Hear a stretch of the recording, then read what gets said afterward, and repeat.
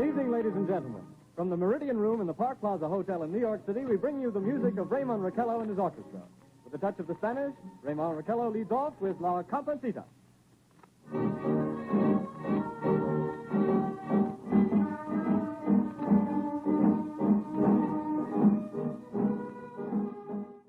Ladies and gentlemen, we interrupt our program of dance music to bring you a special bulletin from the Intercontinental Radio News.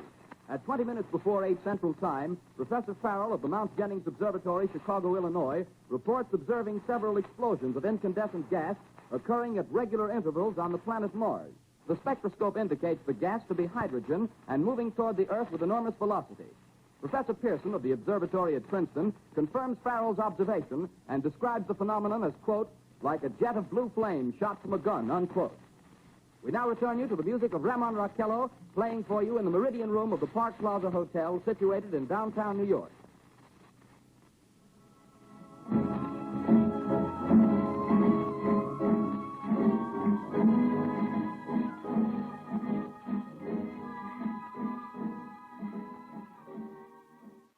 Ladies and gentlemen, here is the latest bulletin from the Intercontinental Radio News. Toronto, Canada.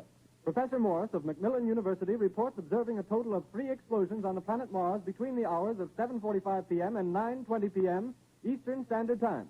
This confirms earlier reports received from American observatories. Now, nearer home, comes a special bulletin from Trenton, New Jersey. It is reported that at 8:50 p.m., a huge flaming object, believed to be a meteorite, fell on a farm in the neighborhood of Grover's Mill, New Jersey, 22 miles from Trenton. The flash in the sky was visible within a radius of several hundred miles, and the noise of the impact was heard as far north as Elizabeth. Ladies and gentlemen, this is Carl Phillips again, out at the Wilmot Farm, Grover's Mill, New Jersey. Professor Pearson and myself made the 11 miles from Princeton in 10 minutes. Well, I hardly know where to begin. To paint for you a word picture of the strange scene before my eyes, like something out of a modern Arabian Night. Ladies and gentlemen, this is the most terrifying thing I've ever witnessed. Wait a minute. Someone's crawling out or something. I can see turning out of that black hole through luminous discs. The eyes, it might be a face, might be almost... Good heavens, something wriggling out of the shadow like a gray snake. Now it's another one, and another one, and another one. They look like tentacles to me. Oh, yeah, I can see the thing's body. Now it's large as a bear.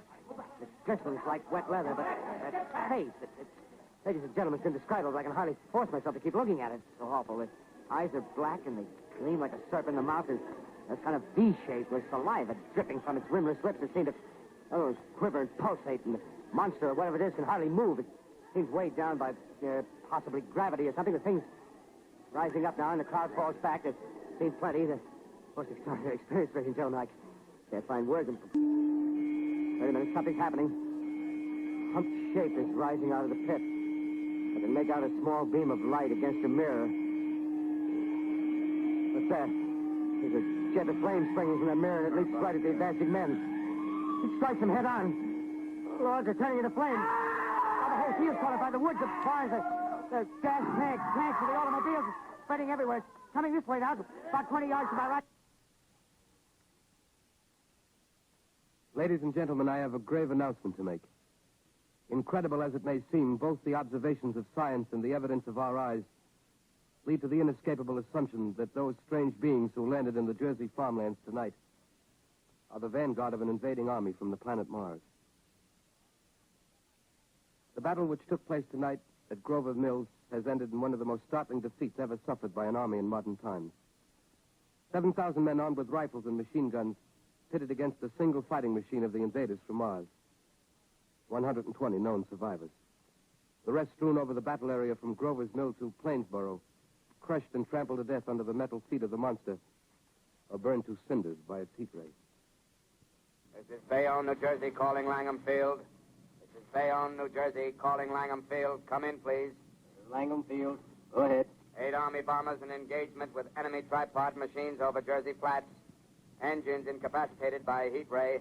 All crashed. 1 enemy machine destroyed. Enemy now discharging heavy black smoke in direction of... This is Newark, New Jersey. This is Newark, New Jersey. Warning. Poisonous black smoke pouring in from Jersey marshes. Streets of South Street.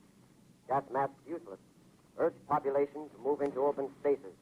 Automobiles use routes 7, 23, 24. Avoid congested areas. Smoke now spreading over Raymond Boulevard.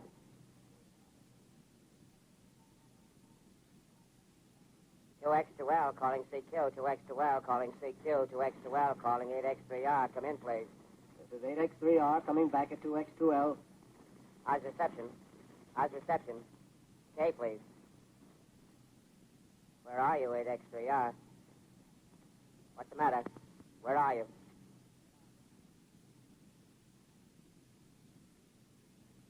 X2L calling CQ.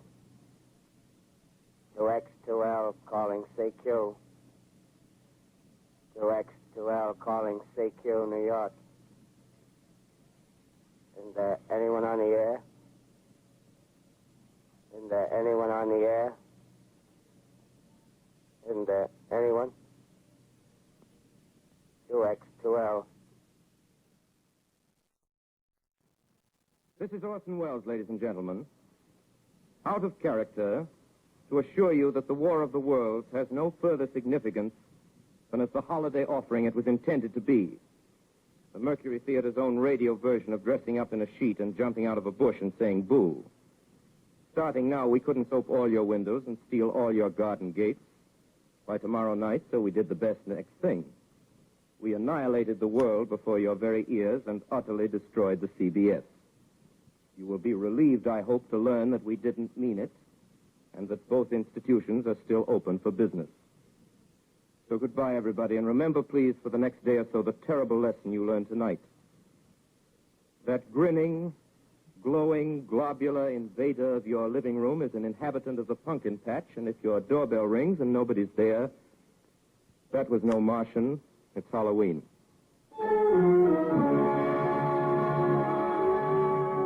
Tonight, the Columbia Broadcasting System and its affiliated stations coast to coast has brought you The War of the World by H.G. Wells, the 17th in its weekly series of dramatic broadcasts featuring Orson Welles and the Mercury Theater on the air. Next week, we present a dramatization of 3 famous short stories. This is the Columbia Broadcasting System.